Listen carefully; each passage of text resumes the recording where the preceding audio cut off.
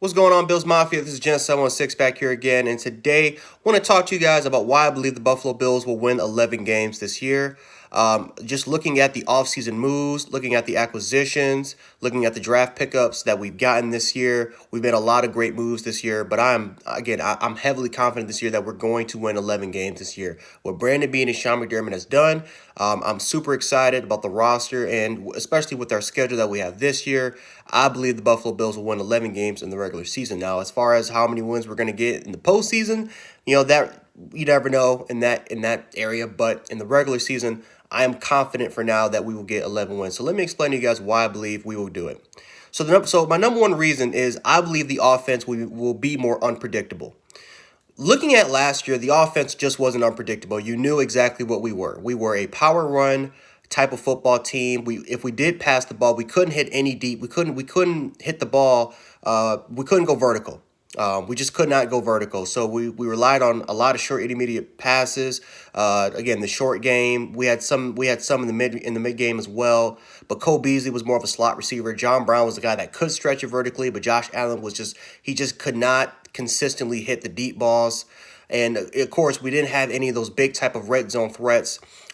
So we were very predictable. You knew what we were going to do. And of course, you look at some of those games like the Ravens, like the Steelers, some of our toughest games that we just couldn't move the ball offensively, especially the Houston Texans game when they adjusted in the second half and they decided to be more aggressive and they tried to be more aggressive. They played a lot more man coverage. They just were not confident at all in the deep game. They didn't respect that. And again, Josh Allen had a lot of he faced a lot of difficult challenges because of that. I think the offense will be more unpredictable because with the addition of Stephon Diggs, I believe that we're going to go more vertical. I believe that we're going to stretch the ball down the field a little bit more. Of course, Brian Dable, what he loves to do with his offense, even though I'm not the biggest fan of Brian Dable, is that they want Josh Allen to stretch the ball down the field. They got him because of his arm and his arm power. Again, he needs to work on the accuracy. He needs to work on his touch when he's throwing it. But overall wise, I think with the addition of Stephon Diggs, John Brown, even at his age, is still a vertical threat. If Josh Allen can improve his accuracy there, I believe the Buffalo Bills will stretch the ball downfield, which will make our offense a little bit more unpredictable going into this season compared to last season. Right? We're still going to have our short intermediate throws. That's still going to be a big part of the game plan, but still, right?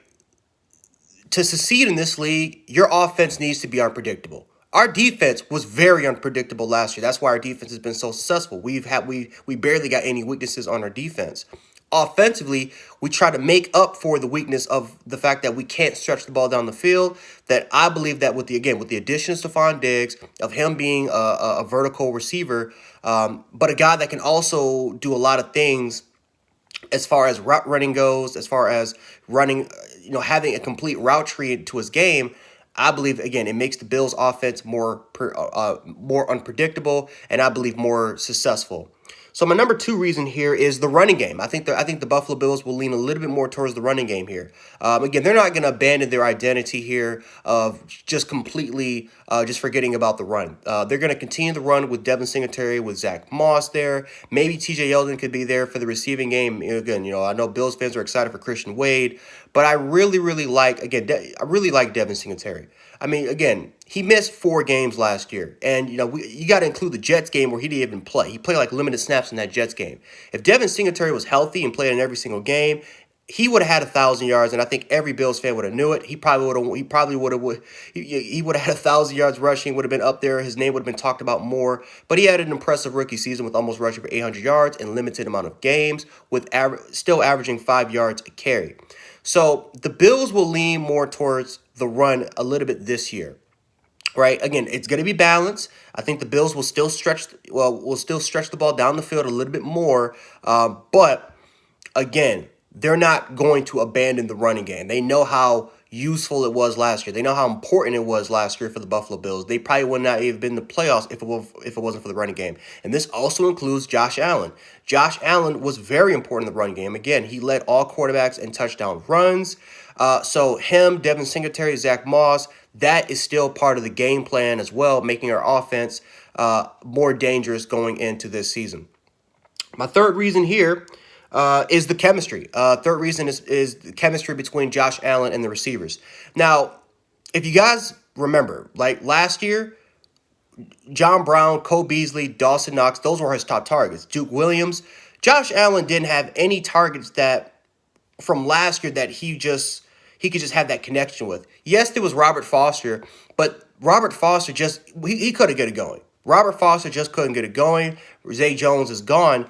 So he was complete. It was completely new as far as the chemistry that he was building up for John Brown, Cole Beasley, and Dawson Knox, his primary receivers. Even Devin Singletary, who was pretty good coming off the backfield. Well, now with John Brown and Cole Beasley and Dawson Knox, those guys coming back, and with Josh Allen working with Stephon Diggs as we speak, I believe the chemistry is going to be a lot better between Josh Allen and his receivers, right? Getting on the same page, knowing when the receivers can break before Josh Allen can just time his throws. I think that's going to be very, very important as far as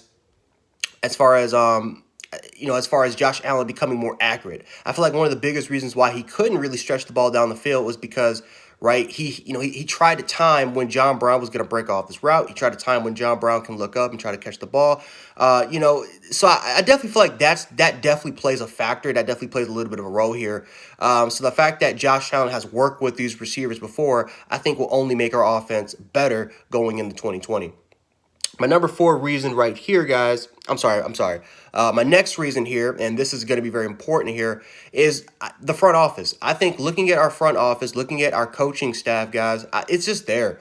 Right, we have one of the best front offices. We have one of the best coaching staffs in the NFL. Right, Leslie Frazier has done a great job. Sean McDermott he's become one of the best young coaches in the NFL. We still got question marks for Brian Dable, but our coaching staff is one of the best in the league. And I think that looking at the players that we have right now, the chemistry is there between the players and the coaching staff already. Even for the new players, like a bunch of them, like Vernon Butler, Quentin Jefferson. The reason why they signed here was because they loved the coaching staff. Even a guy like Quentin Jefferson that took less money. He could have went elsewhere, could have got a $30 million contract, but he came to the Buffalo Bills because he loved the coaching staff. He loved the defense that was being utilized here, and he felt like he could succeed and be even better than he was with the Seattle Seahawks. Again, a very underrated player that could shine and could exceed expectations for the Buffalo Bills. But talking about guys like Quentin Jefferson, my last reason is because the defense. I think the front seven will be better than it was last year. Now, yes, it was big losses like Shaq Lawson and losing guys like Jordan Phillips. That's not easy, right? That's not easy at all. Matter of fact, those are big losses for the Buffalo Bills. But you get Vernon Butler, a guy that had a career year with his defensive line coach, with Eric Washington, who is, by the way, who is our defensive line coach. So Vernon Butler, his best year with Eric Washington, he's now here. So Vernon Butler, again, had 6.5 sacks. You got to love that if you're a Bills fan. Harrison Phillips, a guy that was huge in training camp, that was huge in the preseason, is a guy that's returning back from injury. That's added depth for us. We'll see about Starr, but obviously Ed Oliver had a really good rookie season with 5.5 sacks, had some tackles for loss, really showed why he was a top 10 pick and could have went top 5. There, I think he will definitely take that next step and become the player that we want him to be. Mario Addison's an upgrade at the pass rush position, not an edge defender, not the overall player that Shaq Lawson was, a guy that could rush the putt, that can definitely rush the passer, but more of an edge defender. Jerry Hughes can still rush the passer. But again, Mario Addison's he's more of a pass rusher, right? You drafted A.J. Epinesa, and then there is Quentin Jefferson, a guy that could be that edge defender, or you can plug him in the interior as well. So Buffalo is just deep. They're more deep in the interior than they were last year. I think that's a huge reason why I think the Buffalo Bills will be a lot better in that particular area. Then I look at a guy like A.J. Klein, who I think could definitely be a replacement for Lorenzo Alexander. Again, a very productive linebacker for the New Orleans Saints last year when they were in their playoff run. A.J. Klein's coming off a career best. Again, he's working with a lot of coaches that he worked with in the past. So A.J. Klein, I think, is going to be a good replacement there. Obviously, there's Tremaine Edmonds and there's Matt Milano. I just think our defense will be better as far as stuffing the run and as far as getting to the quarterback. Most importantly, getting to the quarterback. Again, this is coming for a defense that was top 5. The defense barely had any weaknesses. If there was one weakness, you can definitely say it was getting to the quarterback. Right, getting to the quarterback was one of the only issues, and they had 44 sacks, including 7 in the playoff game against the Texans. So if you include that number, the Bills would have had over 50 sacks. But that was considered our weakness. So I feel like the Buffalo Bills definitely upgraded there. They got deeper in the interior. So it's probably going to be more rotations, a lot more fresher players. And again, these aren't scrubs. These are impactful players that could start for any team. So that's a huge reason why I think the Buffalo Bills will definitely win more than 11 games. And I think that this is perfect timing, too, for the Buffalo Bills to upgrade their roster because of the schedule that they have. They got 4 primetime games. It's going to be a little bit more tougher, but with the New England Patriots losing Tom Brady, with the New England Patriots losing a crap ton of impact players, can Bill Belichick replicate what the Patriots have done over the last decade, or the last 20 years, and completely dominate this division? Who knows? But I think the Jets are still I think they're trying to get there. The Dolphins are still trying to get there. And right now, the Bills, it's their time. It's their time to get 11 wins here. So, Bills fans, let me know your reasons why you think we'll win 11 games. I know this is a long video, but if you guys stuck it out here, I definitely appreciate it. So, anyway, guys, that's all I got for you guys today. Jan716. I'll catch you guys later. Go Bills.